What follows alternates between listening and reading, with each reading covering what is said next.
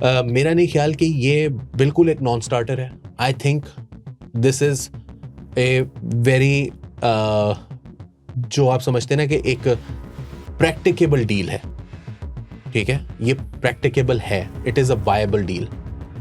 इसमें 2 state solution मुकम्मल तौर पर गारंटी नहीं हो रहा, लेकिन बड़ी हद तक प्रॉमिस हो रहा है. ठीक है, एंड मोस्ट इंपॉर्टेंटली पाकिस्तान के बारे में जिन लोगों का ये ख्याल है कि हमें ये नहीं करना चाहिए, द प्रॉब्लम इज के दिस विल हैपन विद और विदाउट अस.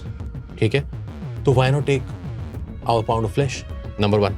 नंबर 2, 2 स्टेट सोल्यूशन पाकिस्तान का पिछले 1967 से पाकिस्तान का जो असूल है वो यही है कि 2 स्टेट सोल्यूशन में हम बिलीव करते हैं. और 2 स्टेट सोल्यूशन की एक इंटरनेशनल 150 से ज़्यादा ममालिक है दुनिया के जो ऑलरेडी 2 स्टेट सोल्यूशन को ही सोल्यूशन से एंडोर्स करते हैं. और जो बाकी रह गए हैं वो सारे के सारे 2 स्टेट सोल्यूशन का मतलब ये नहीं कि वो कहते हैं कि पैलेस्टाइन होना चाहिए, वो कहते हैं नहीं, ये इसराइली होना चाहिए.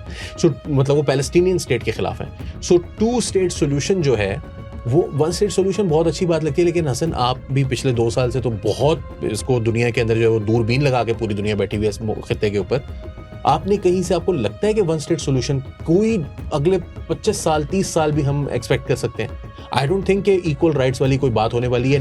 मतलब 2 चीज़ें हो सकती है ना, 1 स्टेट सोल्यूशन जो इलान पापे या जो क्या कहते हैं नॉम चॉम्स्की जिसको प्रपोज करते रहे हैं हमेशा से, वो ये कि जी एक ऐसी स्टेट बना लें जहाँ पर यहूदी भी रहें, ईसाई भी रहें, मुसलमान भी रहें और वो सबको इक्वल राइट्स हो और वो लीड करें. That's not gonna happen. और दूसरा है from river to the sea Palestine.